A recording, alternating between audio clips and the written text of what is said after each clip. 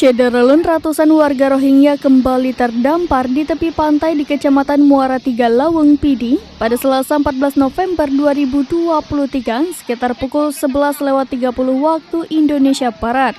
Kali ini manusia perahu itu terdampar di bibir laut Gampong Kali, Kecamatan Muara Tiga Pidi.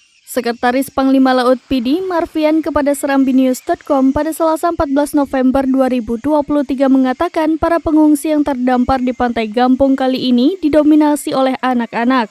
Masyarakat memberikan makanan kepada warga Rohingya yang kondisinya sangat lemah setelah menempuh perjalanan melelahkan mengarungi laut dengan satu kapal motor. Sebelumnya, manusia perahu itu juga terdampar di tepi pantai Ujung Pi, Kecamatan Muara Tiga Pidi pada tahun 2022.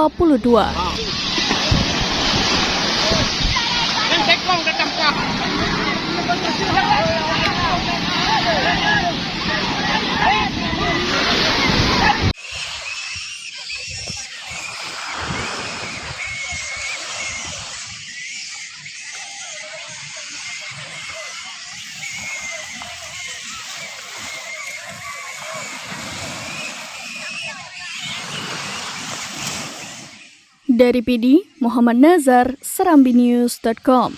Download Tribun X sekarang, menghadirkan lokal menjadi Indonesia.